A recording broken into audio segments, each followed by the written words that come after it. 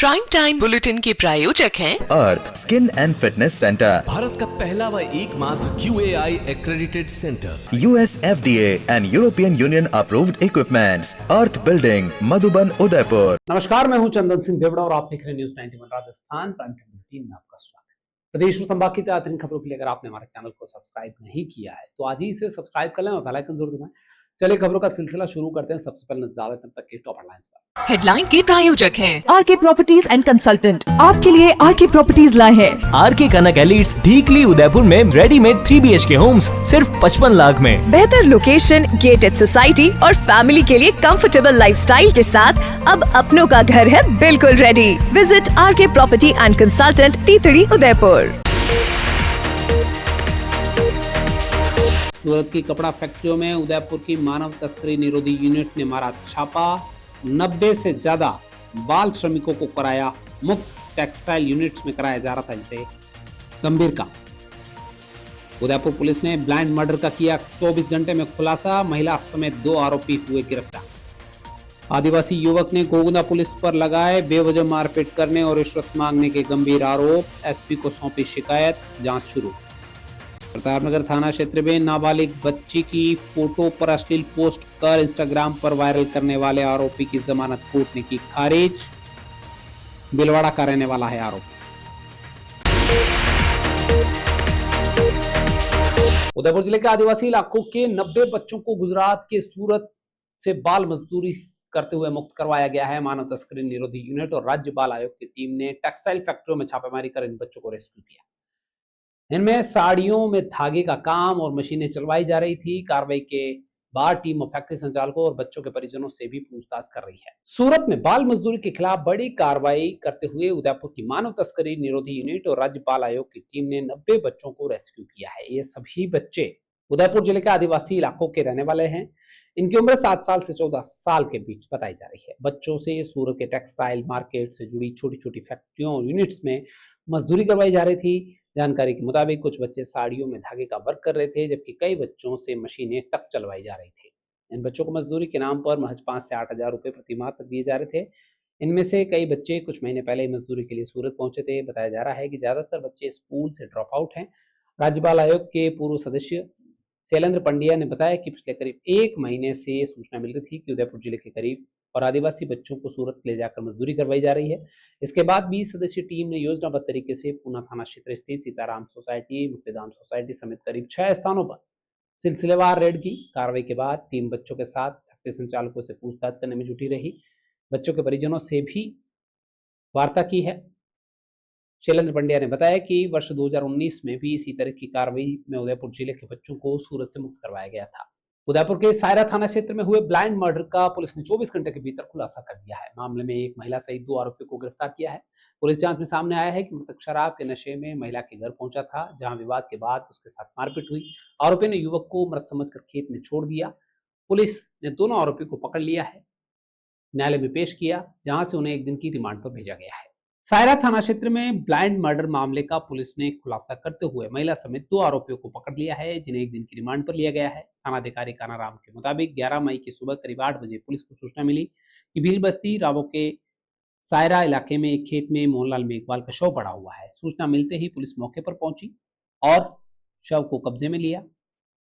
मृतक के शरीर पर चोट के निशान मिलने के बाद एफएसएल टीम से डॉग स्क्वाड से मौके पर निरीक्षण करवाया गया। मृतक के बेटे धर्मेश ने रिपोर्ट दी कि सायरा थाने में अज्ञात लोगों ने उसके पिता की हत्या की है। पोस्टमार्टम के बाद शव परिजनों को सौंप दिया। पुलिस ने डालीबाई को डिटेन कर पूछताछ की। पूछताछ में उसने बताया कि मोहनलाल शराब के नशे में उसके घर पर आया था, वहीं बैठकर शराब पीने लगा। बाद में वो गाली गलौज करने लगा। इसी दौरान वहां देवाराम भी पहुंच गया, जिसके साथ मृतक ने अभद्रता कर दी। विवाद बढ़ने पर देवाराम ने उसके साथ मारपीट करनी शुरू कर दी, जिससे वो नीचे गिर पड़ा। दोनों आरोपियों को लगा कि मोहनलाल की मौत हो गई, इसलिए वे उसे उठाकर पास के खेत में छोड़कर भाग गए। पूछताछ में दोनों ने वारदात करना स्वीकार कर लिया। इसके बाद पुलिस ने इन्हें गिरफ्तार कर न्यायालय में पेश किया है। उक्त ये जो ब्लाइंड मर्डर है, ये श्रीमान एसपी महोदय डॉक्टर अमृता दुल्हन व श्रीमान अतिरिक्त पुलिस अधीक्षक गोपाल स्वरूप जी मेवाड़ा एवं भट्टाजी गिरवा गोपाल चंद चंदेल के सुपरविजन में टीमों का गठन किया और इसका ब्लाइंड मर्डर का हमने 24 घंटे के अंदर इसका खुलासा किया। आज कोर्ट में इन दोनों को पेश कर 1 दिन का पीसी मांगा है। कल पुनः इसको पेश किया जाएगा। गोगुंदा थाना पुलिस पर एक युवक ने गंभीर आरोप लगाया है। पीड़ित ने एसपी को शिकायत देकर आरोप लगाया है कि पुलिसकर्मियों ने रास्ते में रोककर उसके साथ मारपीट की, जाति सूचक गालियां दी और 20,000 रुपए की मांग की। पीड़ित का कहना है कि विरोध करने पर उसे झूठे मामले में फंसाने की धमकी दी गई। वहीं उसकी बाइक भी गैर कानूनी तरीके से जब्त करने के आरोप लगे हैं। इस मामले में निष्पक्ष जांच होनी चाहिए कि वास्तव में पुलिस की ओर से यह बर्ताव किया गया या नहीं किया गया, या फिर सिर्फ आरोप लगाए जा रहे हैं। बांसड़ा विजय बावड़ी निवासी शांतिलाल भील ने पुलिस अधीक्षक को शिकायत देते हुए गोगुंदा थाना पुलिस पर कई संगीन आरोप लगाए। शिकायत में कहा गया कि 10 मई की सुबह करीब 4:15 पर ओबरा खुर्द स्थित अपने ससुराल से बाइक पर घर लौट रहा था। इसी दौरान धूली घाटी के पास होटल पनिहारी के निकट पुलिस की बोलेरो गाड़ी उसके पीछे आई। पीड़ित का आरोप है कि पुलिसकर्मियों ने चलते वाहन पर लाठी से वार कर उसे रोक दिया। इसके बाद थानाधिकारी श्याम सिंह और अन्य पुलिसकर्मियों ने उसके साथ मारपीट करनी शुरू कर दी। शिकायत में पीड़ित ने यह भी आरोप लगाए कि उसके सिर, आंख और शरीर के अन्य हिस्सों पर गंभीर चोटें आई, जबकि सिर पर 5 टाके लगे। घायल अवस्था में उसे गोगुंदा राजकीय अस्पताल ले जाया गया। पीड़ित ने आरोप लगाया कि अस्पताल से थाने ले जाकर उसे यह कहने के लिए दबाव बनाया गया कि बाइक से गिरा था। साथ ही गोगुंदा थाने में कार्यरत पुलिसकर्मी हिमांशु पाटीदार पर भी जाति सूचक गालियां देने के और 20,000 रुपए मांगने के आरोप लगाए हैं। शिकायत में यह भी कहा गया है कि अगर ऐसा नहीं हुआ तो झूठे मुकदमों में फंसा दिया जाएगा। पीड़ित का कहना है कि उसे पूरे दिन थाने में बिठाकर रखा गया, कई कागजों पर हस्ताक्षर करवाए गए, बाद में तहसील कार्यालय ले जाकर उसके खिलाफ इस्तेगासा पेश किया गया, जमानत पर छोड़ा गया। उसकी टीवीएस स्टार सिटी बाइक को भी पुलिस ने जब्त कर अपने पास रख लिया है। इस मामले को लेकर निष्पक्ष जांच की मांग की गई है। मेरा नाम शांतिलाल है। मैं बासरा गांव का निवासी हूं और मैं यहाँ से आ रहा था ओबरा छोड़ के वापस, और पुलिस ने मेरा पीछा किया और चलती बाइक से फिर लाठी से मार दिया मेरे को। पीछे से फिर पुलिस ने हॉर्न मारा और हॉर्न मारते ही मेरे लाठी से हमला कर दिया था और मैं वहीं नीचे गिर गया और नीचे गिरा। उसके अलावा भी मेरे को पैर पे इधर छोटे वोटे लगाई और फिर वहाँ से उठा करके मेरे को गोगुंदा चिकित्सालय में लेके आए। मेरे पैर पे भी लट मारा और सिर में भी लट मारा और मारा में भी लट मारा था और फिर मेरे को गोगुंदा हॉस्पिटल लेके आए। यहाँ पे आके बोला कि कुछ बताना मत, यही बता देना कि नीचे गिर गया, इसके वजह से चोट लगी। मैं उन डॉक्टरों से बोल रहा था कि इन्होंने मेरे को मारा है। डॉक्टर भी मेरी बात एक भी नहीं सुनते थे। पूनम फर्नीचर 31 वर्षों से आपकी सेवा में। Office, hospitals, hotels, college, corporate और सभी तरह के गवर्नमेंट इंस्टीट्यूशंस में टर्नकी प्रोजेक्ट्स विशेषज्ञ पूनम फर्नीचर्स आपके लिए लाए हैं 0 डाउन पेमेंट 0% ब्याज पर आसान ऋण योजना। घर के आंगन सा लगे ससुराल का हर कोना। पूनम फर्नीचर के बिना बिटिया ससुराल न जाए। Poonam furnitures, Hiranmagri, sector 5, main road, Udaipur. Udaipur के प्रतापनगर थाना क्षेत्र में इंस्टाग्राम पर 8 वर्षीय बालिका की फोटो अपलोड कर आपत्तिजनक टिप्पणी करने वाले आरोपी को कोर्ट ने राहत नहीं दी है।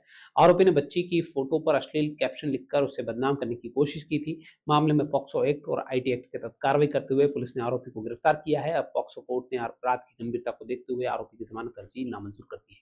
सोशल मीडिया के जरिए नाबालिग बच्ची को बदनाम करने के मामले में अदालत का सख्त रुख उदयपुर में देखने को मिला है। इंस्टाग्राम आईडी पर 8 वर्षीय बालिका की फोटो डालकर आपत्तिजनक टिप्पणी करने वाले आरोपी की जमानत अर्जी कोर्ट ने नामंजूर कर दी है।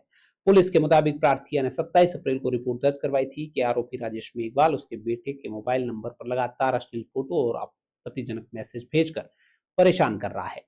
शिकायत में कहा गया कि आरोपी ने नाबालिग द्विती की फोटो इंस्टाग्राम पर अपलोड कर उसके नीचे आपत्तिजनक कैप्शन लिख दिए। आरोपी द्वारा बच्ची को घर से उठाने की भी धमकी दी गई। मामले की गंभीरता को देखते हुए प्रतापनगर थाना पुलिस ने पॉक्सो एक्ट और आईटी एक्ट के तहत विभिन्न धाराओं में मुकदमा दर्ज करते हुए भीलवाड़ा निवासी आरोपी राजेश मेघवाल को गिरफ्तार कर लिया है। सुनवाई के दौरान आरोपी पक्ष के अधिवक्ता ने तर्क दिया कि आरोपी का पूर्व में कोई आपराधिक रिकॉर्ड नहीं है और वह आर्थिक अभाव में जीवन यापन कर रहा है।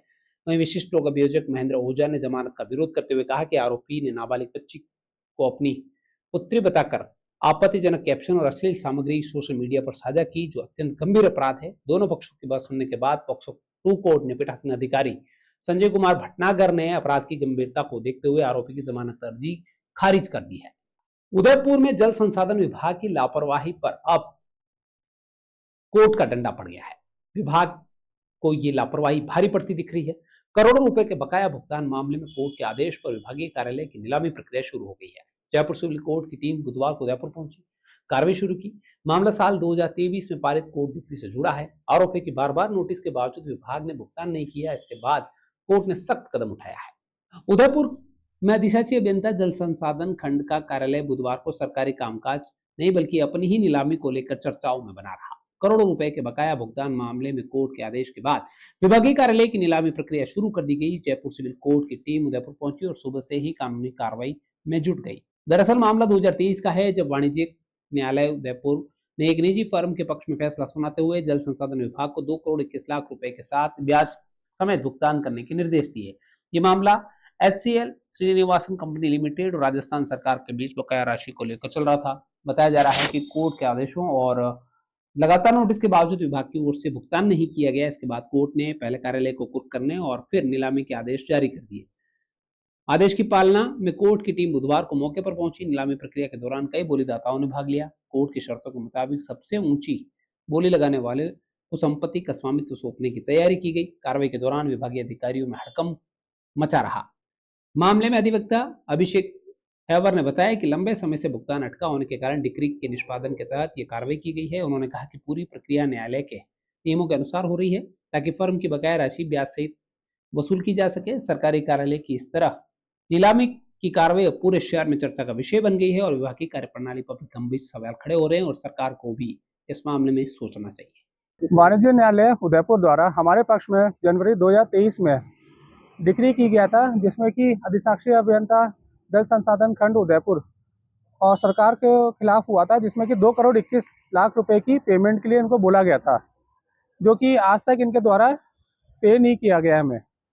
इसके एवज में एग्जीक्यूशन में अधिशासी अभियंता जल संसाधन खंड का कार्यालय पहले सीज किया गया है, जिसकी आज नीलामी हो रही है। राजस्थान में अवैध शराब तस्करी के खिलाफ आबकारी विभाग ने बड़ा अभियान चलाते हुए उदयपुर और हनुमानगढ़ में बड़ी कार्रवाइयां की है। आबकारी आयुक्त के निर्देशन पर बीती रात अलसुबह चली कार्रवाइयों के दौरान ट्रकों से भारी मात्रा में विदेशी शराब जब्त की गई है। उदयपुर में ट्रक के सीक्रेट चैम्बर से चंडीगढ़ निर्मित शराब बरामद हुई है, जबकि हनुमानगढ़ में पंजाब निर्मित विदेशी शराब से भरा 12 चक्का ट्रक पकड़ा गया है। दोनों मामलों में अग्रिम कार्रवाइयां जारी है।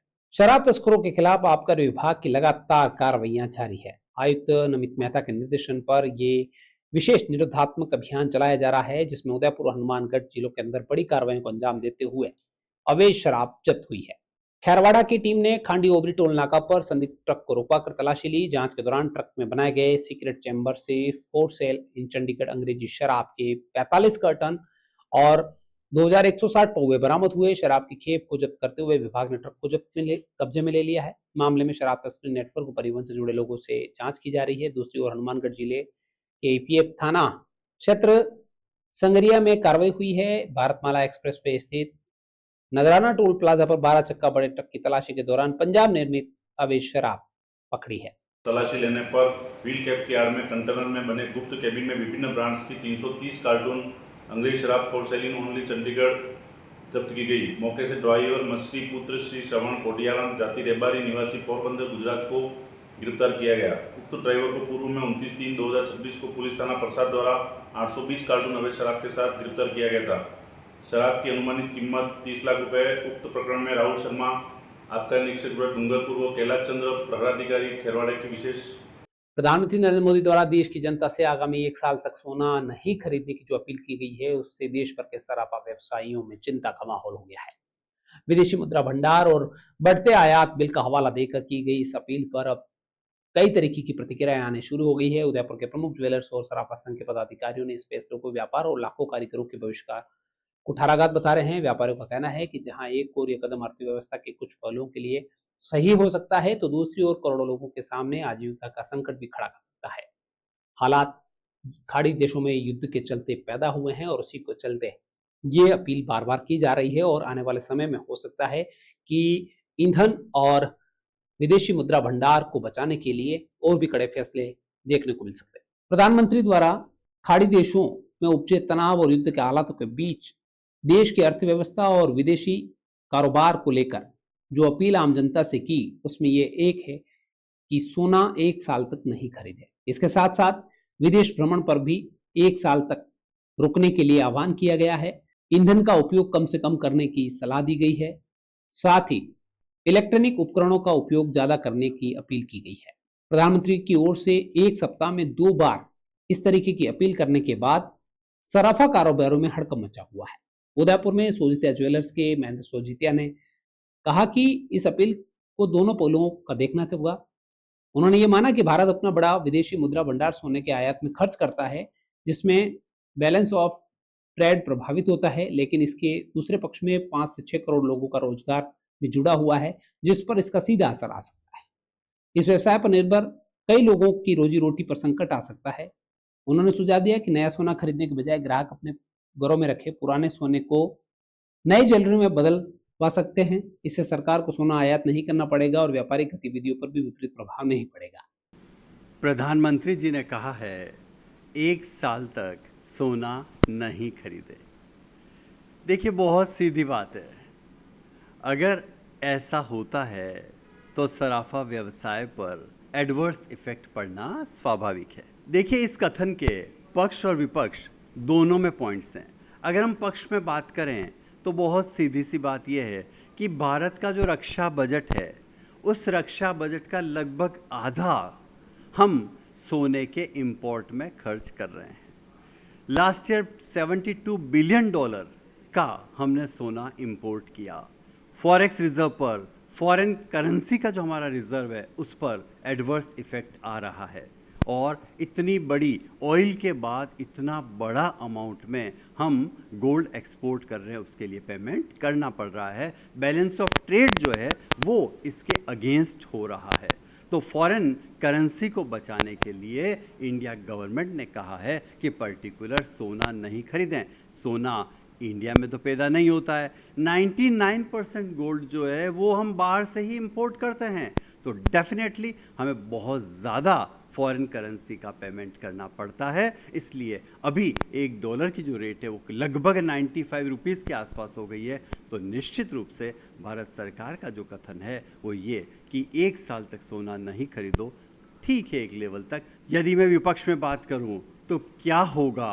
5 से 6 करोड़ लोग जो हैं इस व्यवसाय से संबंधित हैं, चाहे फैमिली मेंबर्स हो एम्प्लॉयज़ के, चाहे कारीगर हों, चाहे पर्टिकुलर व्यवसायी हों।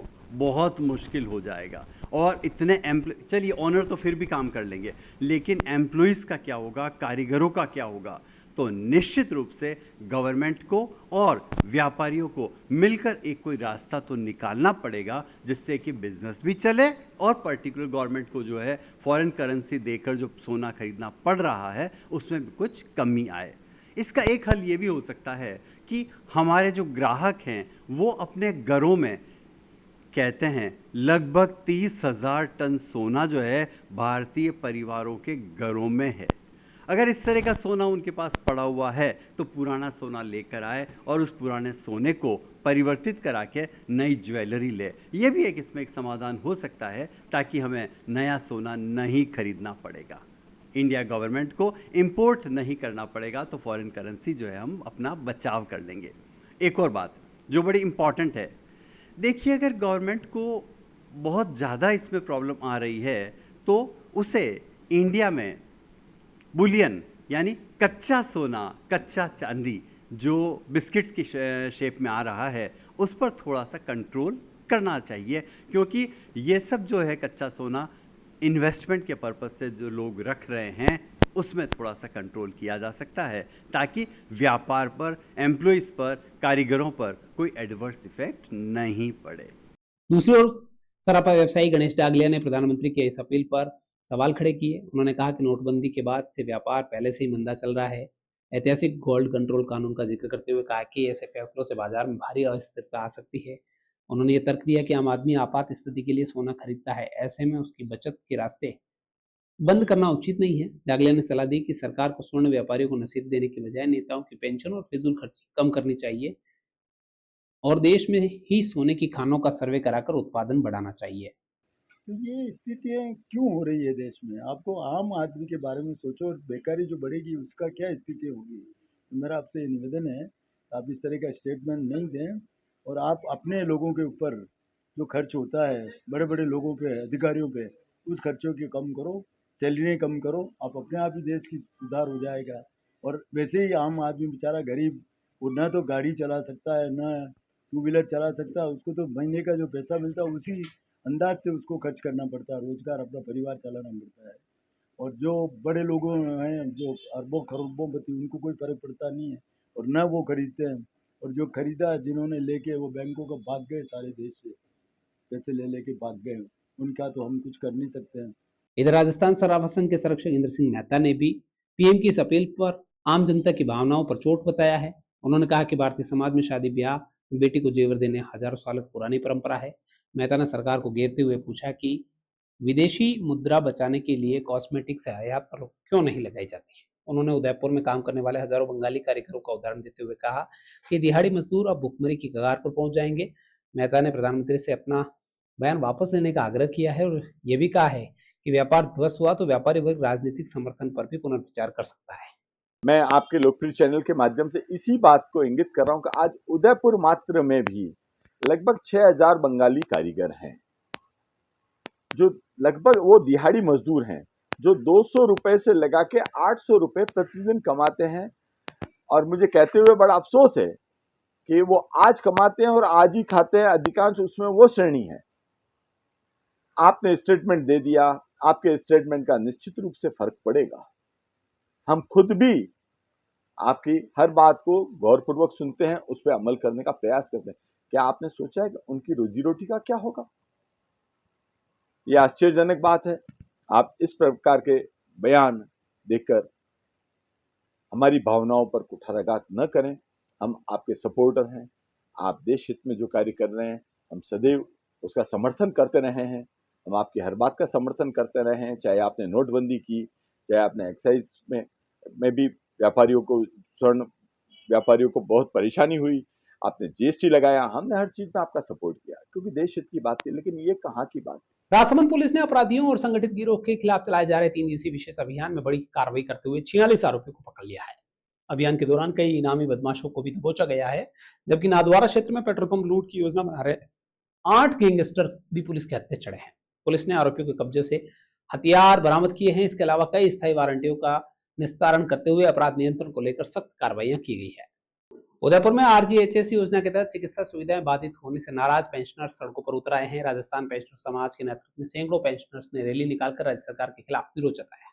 उदयपुर के पेंशनर्स का आरोप है कि अनुमोदित अस्पतालों और फार्मा स्टोर्स द्वारा सेवाएं बंद करने से बुजुर्गों को इलाज और दवाइयों के लिए भटकना पड़ रहा है। प्रदर्शनकारियों ने सरकार को जल्द समाधान नहीं होने पर आंदोलन की चेतावनी दी है। राजस्थान पेंशनर समाज के अध्यक्ष भंवर सेठ के नेतृत्व में पेंशनर कड़ी धूप में शास्त्री सर्कल पोस्ट ऑफिस से जिला कलेक्टर तक रैली निकालते हुए पहुंचे। गौरव अग्रवाल के माध्यम से राज्य सरकार को ज्ञापन सौंपा। उनका कहना है कि पिछले लगभग 1 साल से आरजीएचएस योजना के तहत अनुमोदित अस्पताल और फार्मा स्टोर्स पर सेवाएं प्रभावित हो रही है।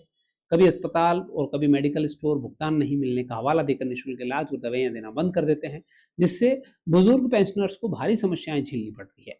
भंवर सेठ का आरोप है कि सरकार इस योजना को निजी इंश्योरेंस कंपनियों के हाथों में सौंपने की तैयारी कर रही है, जिससे भविष्य में पेंशनर्स की मुश्किलें और बढ़ सकती है। उन्होंने कहा कि 14 अप्रैल से स्थिति और गंभीर हो रही है। सूचीबद्ध अस्पतालों में उचित उपचार नहीं मिल रहा है। मेडिकल स्टोर से डॉक्टर्स द्वारा लिखी गई दवाइयां उपलब्ध नहीं हो रही है, जिससे काफी दिक्कत हो रही है। सरकार को चाहिए कि जल्द से जल्द इसका संतोषजनक समाधान निकाले।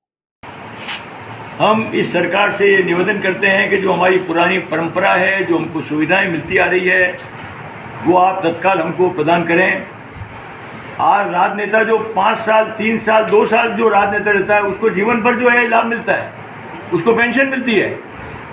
हम तो 28, 30 साल की सेवा के बाद में हमने जवानी में सरकार में प्रवेश किया और बुढ़ापे के अंदर जो है हम रिटायर हुए और उसके बाद हमको पेंशन मिलती है। तो इन सारी परिस्थितियों में हमको संगठित होने की आवश्यकता है और सरकार से हमारा ये अनुरोध है कि अगर सरकार ने हमारी मांगों को स्वीकार नहीं किया गया तो यह आंदोलन केवल पेंशनरों का आंदोलन नहीं, वरन सारे राजस्थान के कर्मचारियों का आंदोलन बनेगा और हमारी ताकत के आधार पर हम सरकार को जैसे पहले झुकाते आए हैं वैसे झुका कर रहेंगे। मोहनलाल सुखाड़िया विश्वविद्यालय को आखिर नया कुलगुरु मिल गया है। राज्यपाल ने प्रोफेसर कैलाश डागा के नाम पर मोहर लगाई है।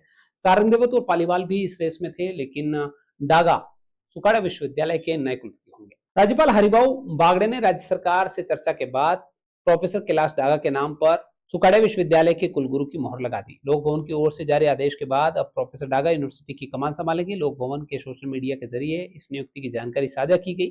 सुखाड़े विश्वविद्यालय में कुलगुरु के पद को लेकर लंबे समय से खींचतान चल रही थी। इस रेस में कई बड़े नाम शामिल थे, जिसमें एस सारंग देवोत, आनंद पालीवाल, सीमा मलिक जैसे दिग्गजों के नाम भी चर्चा में थे।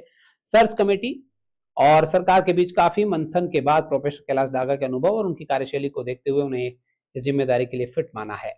चलते फिर नजर डाल लेते हैं अब तक की टॉप लाइन्स पर। हेडलाइन के प्रायोजक हैं आरके प्रॉपर्टीज एंड कंसल्टेंट। आपके लिए आरके प्रॉपर्टीज लाए हैं आरके कनक एलिट्स ढीकली उदयपुर में रेडीमेड 3 BHK होम्स सिर्फ 55 लाख में। बेहतर लोकेशन, गेटेड सोसाइटी और फैमिली के लिए कंफर्टेबल लाइफस्टाइल के साथ अब अपनों का घर है बिल्कुल ready. Visit RK property and consultant, तीतड़ी, उदयपुर। सूरत की कपड़ा फैक्ट्रियों में उदयपुर की मानव तस्करी निरोधी यूनिट ने मारा छापा। 90 से ज्यादा बाल श्रमिकों को कराया मुक्त। टेक्सटाइल यूनिट्स में कराया जा रहा था इनसे गंभीर काम। उदयपुर पुलिस ने ब्लाइंड मर्डर का किया 24 घंटे में खुलासा। महिला समेत 2 आरोपी हुए गिरफ्तार। आदिवासी युवक ने गोगुंदा पुलिस पर लगाए बेवजह मारपीट करने और रिश्वत मांगने के गंभीर आरोप। एसपी को सौंपी शिकायत, जांच शुरू। प्रतापनगर थाना क्षेत्र में नाबालिग बच्ची की फोटो पर अश्लील पोस्ट कर इंस्टाग्राम पर वायरल करने वाले आरोपी की जमानत कोर्ट ने की खारिज। बिलवाड़ा का रहने वाला है आरोपी। तो ये थी अब तक की खास खबरें। अपने स्मार्टफोन पर प्रदेश और संभाग की खबरों से अपडेट करना है तो आज ही हमारे चैनल को सब्सक्राइब करें और बेल आइकन जरूर दबाएं। फिलहाल इस बुलेटिन में था ही। दीजिए पूरी टीम को साथ। अब बने न्यूज़ 91 राजस्थान के साथ ये टाइम में फिर मिलेंगे, तब तक के लिए नमस्कार।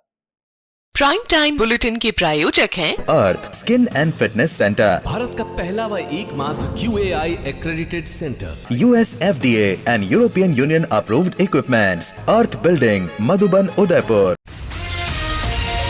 ये है चैनल 91 प्लस नेटवर्क और आप देख रहे हैं न्यूज़ 91। न्यूज़ 91, आवाज हम सबकी।